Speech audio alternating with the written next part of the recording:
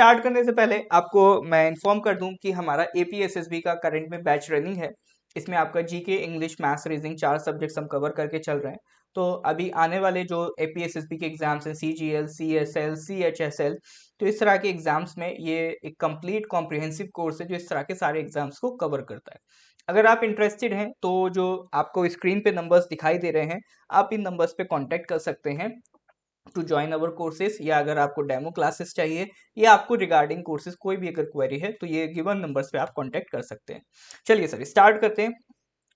तो जो आज की पहली न्यूज़ है दैट इज सुनका wins critics choice awards India. अभी क्रिटिक्स अवार्ड्स दिए गए हैं, तो ओवरऑल क्रिटिक्स अवार्ड बहुत इंपॉर्टेंट नहीं है, लेकिन हाँ अपना जो अरुणाचल के लोकल जो विनर्स हैं उनके नाम याद रखिएगा। तो अभी आपका जो मिलू सुनका जी हैं, जो एक्टर हैं, ठीक है ना, उनको अवार्ड मिला है। तो उन्होंने अरुणाचल प्रदेश को दोबारा से फिर से प्राउड फील कराया है। इस बार उन्होंने जीता है बेस्ट एक्ट्रेस अवार्ड, ठीक है ना। तो अभी जो क्रिटिक्स चॉइस अवार्ड्स दिए गए हैं उसमें बेस्ट एक्ट्रेस अवार्ड का उन्हें प्राइज दिया गया है। किस फिल्म के लिए दिया गया? एक फिल्म थी nocturnal burger, short film category में नॉकटर्नल बर्गर उनकी एक फिल्म थी, तो उसे बेस्ट एक्ट्रेस का अवार्ड मिलो सुनका जी को मिला है, ठीक है। तो ये न्यूज आपको इसलिए ध्यान रखनी क्योंकि ये आपका लोकल अरुणाचल करंट अफेयर्स में पूछी जा सकती है। ओके, नेक्स्ट न्यूज पे आते हैं सर। हाँ, नेक्स्ट न्यूज क्या है सर? Environment ministry gets grants retrospective approval to golden pagoda, ठीक है ना। गोल्डन पगोडा क्या है सर?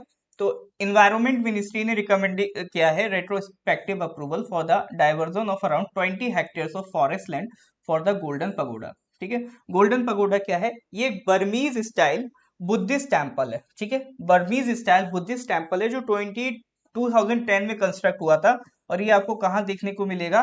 नामसाई डिस्ट्रिक्ट में देखने को मिलेगा। अगर मैं सही रिमेंबर कर पा रहा हूँ तो ये क्वेश्चन आपके एपीएसएसबी में पूछा गया है, जहां तक मुझे याद आ रहा है। अगर नहीं भी पूछा गया है तो ये इस तरह के क्वेश्चंस बहुत इंपॉर्टेंट होते हैं। सीधा आपसे पूछ सकता है, बताइए जो गोल्डन पगोडा टेम्पल है वो आपका किस डिस्ट्रिक्ट में लोकेटेड है? तो नामसाई डिस्ट्रिक्ट आपको नाम ध्यान रखना है। उसके अलावा यहाँ पर थोड़ा सा हिस्टोरिकल बातें भी की गई हैं। हिस्टोरिकल बातें ये हैं कि देखो भाई, जो बुद्धिस्ट टेम्पल है उसके डीप रूट्स हैं, वहाँ के जो सेंटिमेंट्स है और जो कल्चरल हेरिटेज है तो वो वहाँ के उसके डीप रूट्स में इंक्लूडेड है।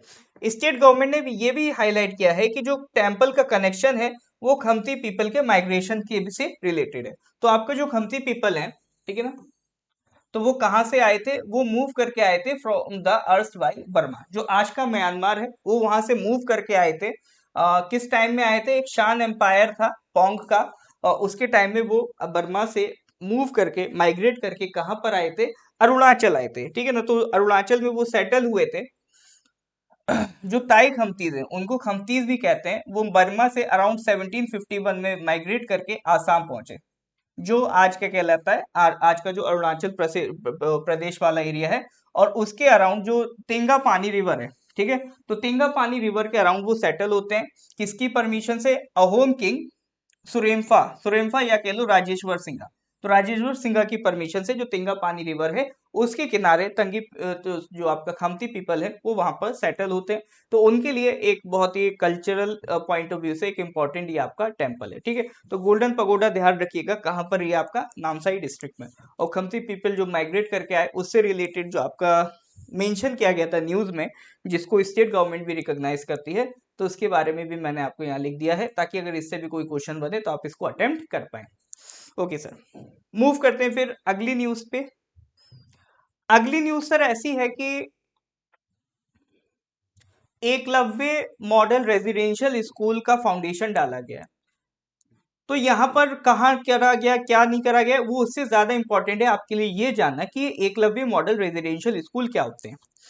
तो देखो ये वाली जो स्कीम है EMRS, Eklavya model residential school, ये स्टार्ट हुई थी आपका 1997 से 1998। इसका पर्पस ये था कि ऐसे जो स्टूडेंट्स हैं जिनको अच्छी एजुकेशन नहीं मिल पाती, जो ट्राइबल एरियाज के जो आपका बच्चे हैं उनको अच्छी एजुकेशन प्रोवाइड करना, up to the mark of जो नवोदय स्कूल्स हैं, ठीक है, नवोदय स्कूल्स जो बनाए गए हैं उनके मार्क पे एजुकेशन प्रोवाइड करना, ये एकलव्य मॉडल रेजिडेंशियल स्कूल का पर्पस है, ठीक है। तो ये किसके लिए बनाए गए हैं? To impart quality education to ST children in remote areas, ठीक है ना, ताकि उनको एजुकेशन में क्या दी जा सके, बेस्ट अपॉर्चुनिटीज दी जा सके, and to bring them at par with the general population. ये ईएमआरएस का जो फंड है, ठीक है ना, ये स्टैब्लिश हुआ था, देखो आर्टिकल 275, एक बार आप आज जाके पढ़िएगा। आर्टिकल 275 यूनियन गवर्नमेंट को कहता है कि अगर स्टेट कोई ऐसी स्कीम लाता है जिसमें वो शेड्यूल्ड ट्राइब्स के वेलफेयर के लिए काम करता है, तो उसके लिए फंड किसको देना है, यूनियन गवर्नमेंट को देना है। तो वो किसमें लिखा है, आर्टिकल 275। तो इसीलिए वो कह रहा है as per the article 275 of the constitution, उसके लिए जो स्टेट्स को ग्रांट्स मिलते हैं उससे आपका रन होता है ईएमआरएस, ठीक है। तो यानी फंडिंग कौन दे रहा है, यूनियन गवर्नमेंट दे रहा है अंडर आर्टिकल 275। तो ईएमआरएस स्कूल्स का कंसेप्ट सर ये है कि नवोदय की तरह है, और ये रेजिडेंशियल स्कूल्स हैं, यहाँ पर अब स्टूडेंट्स रहेंगे और साथ ही साथ अपना पढ़ाई भी करेंगे, और इनका जो करिकुलम है सीबीएसई करिकुलम पे ये रन करते हैं। नॉन एसटी स्टूडेंट्स भी एनरोल हो सकते हैं, ठीक है ना। 10% सीट्स मैक्सिमम उनके लिए है कि आप 10% से ज्यादा नॉन एसटी जो स्टूडेंट्स है वो इसमें एनरोल नहीं हो सकते, वो लिमिट 10% है, ठीक है। अब इसमें एक ऑर्गेनाइजेशन का नाम ध्यान रख सकते हैं आप, national education society for tribal students, national education society for tribal students, ये ऑर्गेनाइजेशन रन कर रही है, ठीक है ना। It has been set up under the ministry of tribal affairs to establish and manage EMRS. तो ईएमआरएस की जितने भी फंक्शंस हैं इसको मैनेज करने का काम किसका है, नेस्ट का है, national education society for tribal students. ये किसके अंडर आता है sir, ministry of tribal affairs के अंदर। तो कमेंट सेक्शन में मेंशन करिएगा जो हमारे करंट में ट्राइबल अफेयर्स मिनिस्टर हैं उनका नाम आप कमेंट सेक्शन में मेंशन करेंगे। ऑलराइट, नेक्स्ट आते हैं sir, next is the editorial supreme court balm for common man. मतलब बाम, मतलब बाम से सर यहाँ पर मतलब है कि सुप्रीम कोर्ट ने कुछ अच्छा किया है, कुछ मरहम लगाया, बाम मतलब मरहम लगाया है आम आदमी के जख्मों पर। तो कैसा मरहम लगाया, इसका कॉन्टेक्स्ट में बता देता हूँ। अभी सुप्रीम कोर्ट ने एक जजमेंट पास की है कि भाई जितने भी प्राइवेट हॉस्पिटल हैं वो अपना रेट कार्ड पब्लिक करें, यानी किस सर्जरी के लिए, किस टेस्ट के लिए आप कितना चार्ज कर रहे हैं रेट, उसको पब्लिक करें और ऐसी जगह पर उसे लगाएं जहां पर सब लोग उसे इजीली देख पाए। और ये भी इंश्योर करें कि जो सेंट्रल गवर्नमेंट ने एक प्राइस रेंज रखी कि हाँ अगर सर्जरी करना है तो उसका रेट इससे लेकर इतने तक होना चाहिए, तो जो प्राइस रेंज रखी गई है उसी प्राइस रेंज में आपका प्राइस पड़ रहा है या नहीं पड़ रहा है। तो ये पर्पस सिंपल इतना यही है कि सर आप भी जानते हैं हम भी जानते हैं कि प्राइवेट हॉस्पिटल्स में आज आप अगर जाके देखते हो तो इलाज कराना बहुत आसान नहीं है। इवन जो मिडिल क्लास है उसके लिए भी प्राइवेट हॉस्पिटल एक इलाज कराना बड़ा मुश्किल काम है, इतना ज्यादा वहां पर आप देखोगे प्राइस राइज रहता है। तो उसको टैकल करने के लिए कि रैंडम कोई भी प्राइस ना लिया जाए, एक जो स्टैंडर्ड प्राइस सेट किया जाए वही प्राइस लिया जाए, तो उसके लिए सुप्रीम कोर्ट ने ये वर्डिक्ट जारी की है। तो इसी की तारीफ कर रहे हैं आपका ऑथर। तो देख लेते हैं। तो ऑथर ने शुरुआती यहां से की है कि health is a neglected sector in India has been echoed by experts over the years. मतलब कई सालों से जो एक्सपर्ट्स है वो कह रहे हैं कि भाई हेल्थ सेक्टर जो है इंडिया में निग्लेक्टेड है, कोई इस पे काम नहीं चल रहा है। लेकिन अभी तक गवर्नमेंट ने इस पे कोई अप्रोप्रिएट स्टेप्स नहीं लिए जिससे जो हमारा मिडिल क्लास सेक्शन है या जो पुअर क्लास सेक्शन है उसको बेनिफिट मिले। लेकिन हाँ अभी जो सुप्रीम कोर्ट का जजमेंट है वो इसमें काफी बड़ा रोल प्ले करेगा। तो सुप्रीम कोर्ट ने क्या कहा है, सुप्रीम कोर्ट ने कहा है all hospitals and clinical establishments, जितने भी हॉस्पिटल्स हैं जितनी भी क्लिनिक्स हैं, must display rates charge for each type of service. जो जो सर्विस वो दे रहे हैं सबका एक रेट कार्ड बनाए for the benefit of patients eight A conspicuous place. Conspicuous मतलब ऐसी जगह जहां पर वो क्लियरली विजिबल हो। मतलब ऐसा नहीं आपने रेट कार्ड बनाया और उसको बिल्कुल मान लो डेस्क के पीछे छुपा दिया है ना कि भैया लगा हुआ है, ऐसी जगह लगाओ जहां पर लोगों को वो विजिबल हो। इन द वर्नैकुलर, वर्नैकुलर मतलब लोकल लैंग्वेज, ठीक है।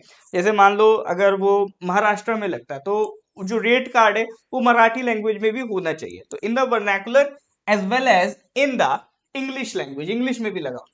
And charge rates for each type of procedure and service within the range of rates. मतलब जो सर्विस की रेट आप चार्ज करोगे वो उसी रेंज में होने चाहिए as determined and issued by the centre from time to time in consultation with the state government. State government के कंसल्टेशन के साथ बाद यूनियन गवर्नमेंट कुछ रेट्स का प्राइस रेंज फिक्स करता है कि भाई आप अगर सर्जरी का चार्ज कर रहे हो तो इतना चार्ज कर सकते हो, इससे ज्यादा चार्ज आप नहीं कर सकते हो। तो उसी को इंश्योर करते हुए आपका जो प्राइस रेंज है वो मेंटेन करना चाहिए। देखो एक पीआईएल दायर की गई थी, एक एनजीओ है। ये जो जजमेंट आया है किसके बाद आया है? एक पीआईएल दायर की गई थी सुप्रीम कोर्ट में, और जो एनजीओ का नाम है veterans forum for transparency in public life. तो उसके पीआईएल पे सुप्रीम कोर्ट ने ये जजमेंट दिया है, ठीक है ना। बी आर गवाई और संदीप मेहता उसके जज थे जिन्होंने ये जजमेंट दिया है। और ये भी कहा है कि भाई देखो, अगर यूनियन गवर्नमेंट इस प्रॉब्लम को सॉल्व नहीं कर पाती है, then we will consider the petitioner's plea for implementing CGHS prescribed standardized rate। तो अगर देखो सेंट्रल गवर्नमेंट अगर ये काम नहीं कर पाती, वो रेट्स को स्टैंडर्डाइज नहीं कर पाती है, फिर हम इसमें इन्वॉल्व होंगे और सीजीएचएस जो सेंट्रल गवर्नमेंट हेल्थ सर्विसेज से प्रिस्क्राइब्ड स्टैंडर्ड रेट है उसको इम्प्लीमेंट करवाएंगे। तो यानी सीधी सीधी बोल दिया भाई, अगर करना है सेंट्रल गवर्नमेंट को करना है, नहीं करना है तो अपन कर लेंगे। चलिए और सुप्रीम कोर्ट ने एक अच्छा जो पीआईएल थी उसने क्लैरिटी भी मांगी है। क्लैरिटी ये मांगी कि भाई जो पेशेंट से पैसा चार्ज किया जाता है वो किस बात का चार्ज किया जाता है। इतना आप हाई अगर चार्ज कर रहे हो तो उसमें ऐसी क्या सर्विस आप दे रहे हो जो इतना हैवी आपने चार्ज उसमें लिखा हुआ है, ठीक है ना। तो जो rule 9 of clinical establishment rules 2012 है उसके तहत आप जो भी फीस चार्ज कर रहे हो वो उसको क्लैरिफाई करो। ये पीआईएल दायर की गई थी, ये पीआईएल में क्लैरिटी मांगी गई है। तो ऑथर कहना चाह रहे हैं कि भाई ये बड़ी डिस्ट्रेसिंग बात है कि इंडिया में हेल्थ एक बड़ा बिजनेस बन गया है और जो प्राइवेट नर्सिंग होम्स हैं वो इतना चार्ज करते हैं कि भाई जो आपका मिडिल क्लास फैमिली है उसके लिए भी मुश्किल है इतना पे कर पाना। और साथ ही साथ स्टेट गवर्नमेंट ने किसी तरह का कोई रेगुलेशन नहीं बनाया, ना ही सेंट्रल गवर्नमेंट नहीं बनाया। तो it is totally indifferent to the continued fleecing. Continued fleecing मतलब जो ओवर चार्जिंग की जा रही है। तो ना ही स्टेट गवर्नमेंट का कोई रेगुलेशन है, ना ही सेंट्रल गवर्नमेंट का कोई रेगुलेशन है, दनादन ओवर चार्जिंग की जा रही है, जितना मन में आ रहा है उतना पैसा चार्ज कर रहे हैं प्राइवेट हॉस्पिटल्स। पॉलिटिकल क्लास ने भी इस बारे में कुछ नहीं कहा इस मैटर के बारे में, और साथ ही साथ कोई प्रोटेस्ट आपको देखने को नहीं मिलती है, virtually no protest as the nursing homes owners are rich and powerful. तो ऑथर यह कहना चाह रहे हैं कि इतना वो रिच और पावरफुल है कि इनका इन्फ्लुएंस इतना ज्यादा होता है कि पॉलिटिकल क्लास भी डायरेक्टली कभी भी प्राइवेट हॉस्पिटल्स को टारगेट नहीं करते। वो कभी नहीं कहेंगे ये इतना ओवर प्राइसिंग क्यों मेंटेन करें। नेक्स्ट वो कहना चाह रहे हैं कि देखो कुछ स्टेट गवर्नमेंट्स जो हॉस्पिटल्स बनते हैं उनको लैंड सब्सिडी पे देते हैं। तो स्टेट गवर्नमेंट्स एक प्रॉमिस लेते हैं और प्राइवेट हॉस्पिटल से कि ठीक है हम आपको लैंड सब्सिडी पे दे रहे हैं, लेकिन बदले में आपको कुछ अपने जो बेड्स हैं वो हमारे गरीब लोगों के लिए रखने हैं, उनको मुफ्त में इलाज देना है या उनको डिस्काउंट में इलाज देना है। लेकिन ये चीज प्रॉपर हो पा रही है कि नहीं हो पा रही है उसको भी कभी स्टेट गवर्नमेंट जाके चेक नहीं करती है, ठीक है ना। State government do not check whether this health centres actually treat the poor. कर भी रहे हैं कि नहीं कर रहे हैं नहीं पता सर। अब सवाल यही आता है how will the poor get proper treatment, कैसे मिलेगा सर? इसका कोई डेटा तक नहीं। There is no survey undertaken in the country to determine how many poor people are not properly diagnose. कोई डेटा नहीं है कि गरीब लोगों का कितना इलाज हो रहा है कितना नहीं हो रहा है, इसके रिगार्डिंग कोई डेटा नहीं है, कोई सर्वे नहीं है। और साथ ही साथ जो अगर प्राइवेट में आप जाओगे तो प्राइवेट सेक्टर में तो फीस आप जानते हो कैसी हाई होती है, खास तौर से अगर ऐसी कोई डिसीज है जो लाइफ थ्रेटनिंग है, मान लो किसी को कैंसर है, तो इस तरह की बीमारी अगर होती है तो प्राइस तो और भी अलग लेवल पे चला जाता है। तो गरीब आदमी के लिए तो सर पॉसिबल नहीं हो पाता है ट्रीटमेंट करा पाना, ठीक है ना। It is a well-known fact that the conditions of rural health centers and hospitals run by the government are in a pitiable state of affairs, with very few specialists and even general doctors not being able to give proper attention to the huge number of patients। ये तो सबको पता है कि sir कितनी दयनीय condition है जो सरकारी अस्पताल है उनकी। गिने चुने आपका क्या कहते हैं स्पेशलिस्ट हैं, उसके साथ साथ आज भी अगर आप जैसे एम्स जैसे हॉस्पिटल में भी जाओ, एम्स तो सर हिंदुस्तान का सबसे बड़ा हॉस्पिटल है गवर्नमेंट स्पॉन्सर्ड, तो उसमें भी आज कुछ सर्जरीज की डेट, ठीक है ना, आज भी कुछ सर्जरीज की डेट एक एक साल बाद अपॉइंटमेंट मिल रहा है लोगों को। तो अगर ऐसी सिचुएशन चल रही है तो इसका मतलब ये है कि अभी इसमें बहुत ज्यादा काम करना बाकी है और ज्यादा रिसोर्सेस लगाना बाकी है। तो दयनीय कंडीशन हमारे स्टेट गवर्नमेंट की हॉस्पिटल्स की क्या है ये हम सब जानते हैं। उनके पास इतने रिसोर्सेस नहीं है कि वो एक बड़े चंक का ट्रीटमेंट कर पाए। बहुत लंबा लंबा अपॉइंटमेंट लेना पड़ता है, बहुत ज्यादा उसमें टाइम लगता है। तो डॉक्टर्स भी कई बार उतना एफिशिएंटली ट्रीटमेंट नहीं कर पाते हैं। ठीक है, साथ ही साथ इक्विपमेंट्स कभी कभी कम है, स्पेशलाइज ट्रीटमेंट की कमी है। तो ये सारी चीजें आपको प्राइवेट स्टेट गवर्नमेंट हॉस्पिटल्स में देखने को मिलती हैं। तो एक्सपर्ट कहते हैं कि there is no proper survey to find out how much people from the lower segments of society have to spend to get proper treatment, how many of them can really afford this treatment, how much they have to travel to avoid avail of this treatment. यानी इस पे देखो एक बात तो author ये कह रहे हैं कि कितने लोग हैं पुअर सेक्शन में से, कितने लोग हैं जिनको प्रॉपर ट्रीटमेंट मिल रहा है। पहला सवाल तो ये कि कितने लोग हैं जिन्हें प्रॉपर ट्रीटमेंट मिल रहा है। दूसरा ये सवाल है कितने उनमें से ऐसे हैं कि जो इस ट्रीटमेंट को अफोर्ड कर सकते हैं। तीसरा सवाल ये है कि उन्हें कितना ट्रैवल करना पड़ रहा है उस ट्रीटमेंट के लिए।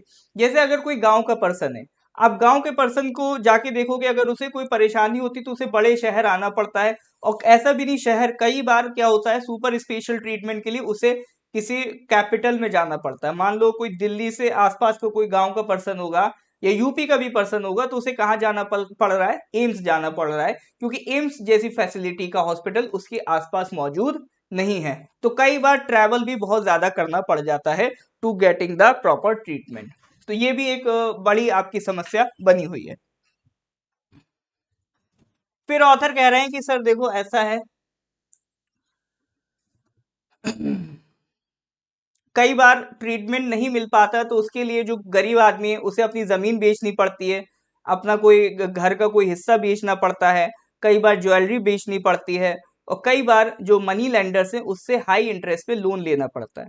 तो हमारी सोसाइटी का एक बहुत बड़ा चंक ऐसा भी हो जाता है जिसको कई बार कोई बड़ी बीमारी लगने की वजह से उसकी जो फाइनेंशियल कंडीशन है वो डिस्ट्रॉय हो जाती है। ऐसे बहुत सारे केसेस आए, शायद आपने भी देखे हो, हमने भी देखे हैं, अपने आसपास की बीमारी की वजह से इतना खर्चा होगा कि उनकी जो फाइनेंशियल कंडीशन है वो ही डिस्टर्ब हो गई। तो इसीलिए जरूरी है रेट्स को स्टैंडर्डाइज करना। और इसकी बात ऐसा नहीं आज से चल रही है, बहुत सालों से चल रही है, लेकिन अभी तक ये चीज अवेलेबल नहीं हो पा रही है। अगर हो भी पाती है it would greatly benefit the common man, एक आम आदमी को ये बहुत ज्यादा फायदा पहुंचाने वाला है। इसको तो कोई डिनाई नहीं कर सकता कि भाई हेल्थ फैसिलिटीज हर पार्ट में इंप्रूव होना चाहिए, साथ ही खास तौर से जो बैकवर्ड डिस्ट्रिक्ट्स हैं उसमें। And this can only happen when facilities are available at affordable rates. तो ये सब तभी पॉसिबल है जब जो आपका ट्रीटमेंट है वो अफोर्डेबल रेट्स में अवेलेबल होगा, जब वो अफोर्डेबल रेट्स में उसको परफॉर्म कर पाएंगे। देखो इंडिया ऐसी कंट्री है जो अगर आप बाहर की कंट्रीज के कंपैरिजन में करो तो उनको थोड़ा सा उनके लिए सस्ता पड़ता है यहाँ का ट्रीटमेंट। कई बार फॉरेनर्स आते हैं इंडिया में ट्रीटमेंट करा दें। तो ऐसा नहीं हमारे पास रिसोर्सेज की बहुत ज्यादा कमी है, स्टेट गवर्नमेंट के पास कमी है, लेकिन अगर आप प्राइवेट के मिला दोगे तो बहुत ज्यादा कमी शायद ही मालूम पड़े। लेकिन हाँ दिक्कत क्या है, प्राइवेट के साथ फी इतना हाई है कि एक आम आदमी के लिए पॉसिबल नहीं हो पाता है वहां पर ट्रीटमेंट कराना। तो उसके लिए एक ही ऑप्शन है, सरकारी अस्पताल, अदरवाइज कोई ट्रीटमेंट नहीं। WHO की रिपोर्ट को भी कोट किया है ऑथर ने, जिसमें ये कहा गया है कि that with countries reducing investment in health after the COVID outbreak does not augur well, as health security is complementary to economic security। यानी अगर कोई कंट्री, WHO कह रहा है, अगर कोविड के बाद कोई कंट्री हेल्थ में इन्वेस्ट कम कर रहा है, अगर हेल्थ में इन्वेस्टमेंट कम करेगा तो उसकी जो इकोनॉमी है उस पर भी इम्पैक्ट पड़ेगा, क्योंकि जब हेल्थ अच्छी रहेगी तभी इकोनॉमी भी अच्छी बनेगी। और साथ ही साथ इसमें कोट किया गया है जो south east Asian region WHO के जो रीजनल डायरेक्टर हैं, उन्होंने कहा है कि भाई इन्वेस्टमेंट्स और स्ट्रेंथ, सिक्स हेल्थ सिस्टम के 6 पिलर हैं, उस पे इन्वेस्टमेंट की जरूरत है। कौन कौन से 6 पिलर हैं भाई? Service delivery, health workforce, access to medical products, vaccine and technologies, health information system and financing backed by political commitment. तो ये 6 पिलर्स हैं जिन पे जरूरत है आपको फोकस करने की। तो ये पॉइंट बहुत इंपॉर्टेंट है ये लाइन एज इट इज आप अपने आंसर राइटिंग में यूज कर सकते हो। कभी भी अगर ऐसा क्वेश्चन आता है कि हेल्थ इंफ्रास्ट्रक्चर को इम्प्रूव करने के लिए क्या क्या किया जा सकता है, तो उसमें आप ये 6 पिलर्स मेंशन कर सकते हो कि जिन पे हम वर्क कर सकते हैं to improve our health system.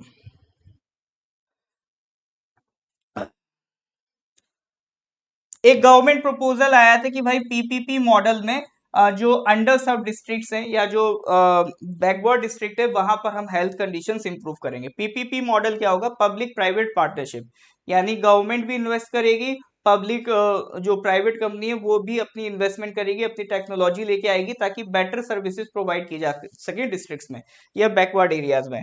लेकिन ये भी चीज अभी तक इम्प्लीमेंट नहीं हुई है, इस पर भी कोई काम नहीं हुआ है।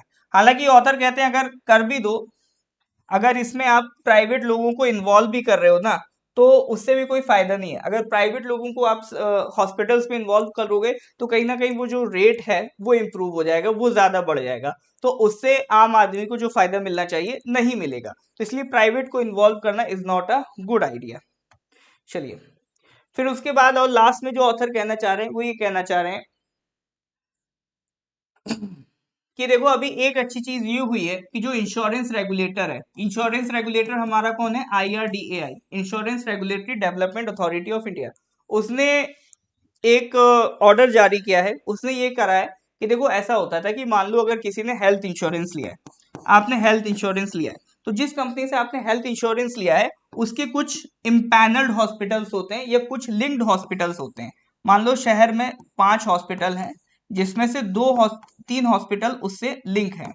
अगर आप इन 3 हॉस्पिटल्स में जाके ट्रीटमेंट कराते हो तो आप इंश्योरेंस कंपनी को डायरेक्ट कांटेक्ट करो, आपको एक पैसा नहीं देना पड़ेगा, कैशलेस आपका सारा काम चलेगा, आपको एक पैसा नहीं देना पड़ेगा।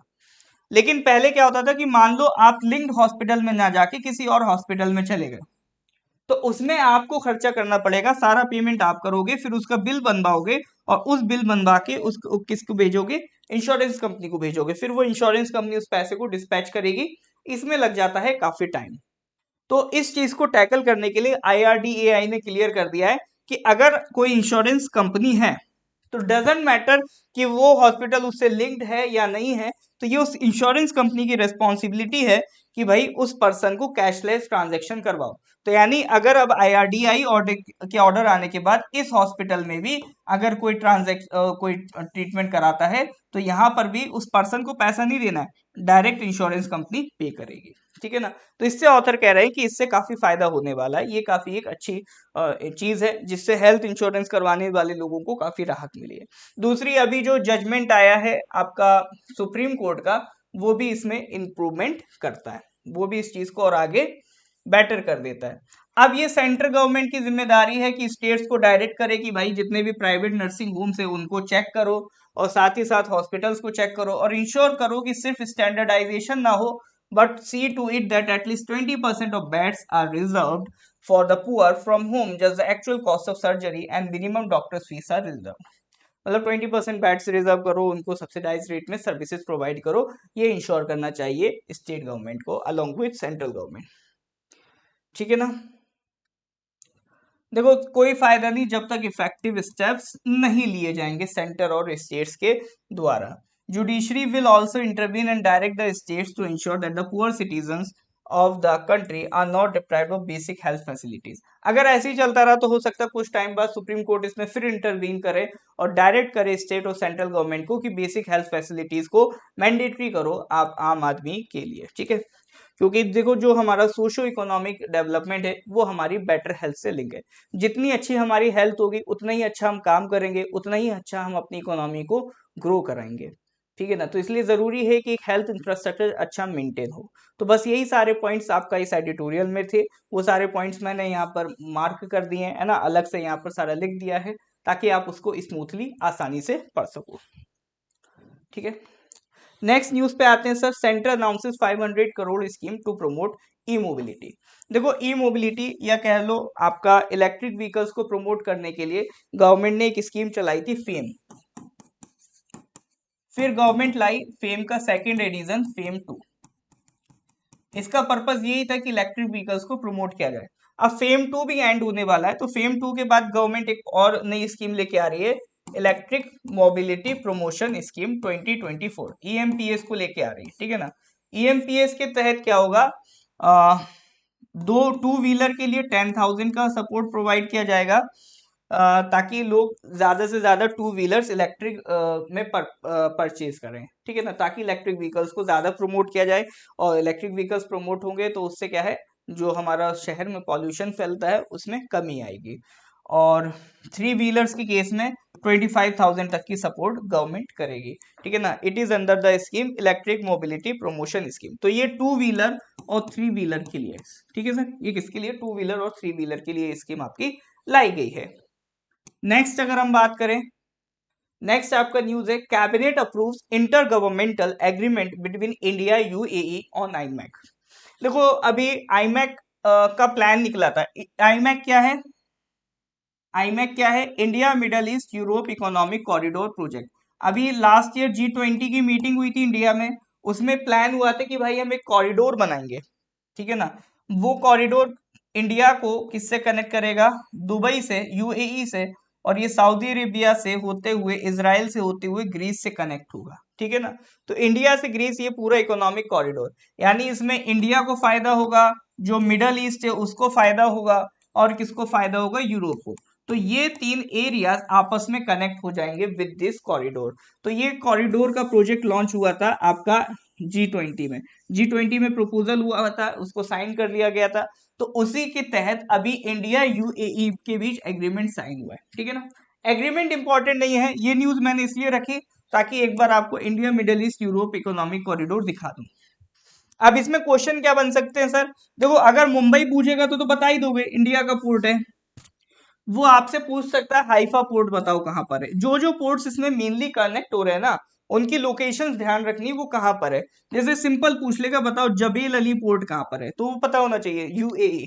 हाइफा पूछ ले इजराइल, अल हदीथा पूछ ले सऊदी अरेबिया, है ना।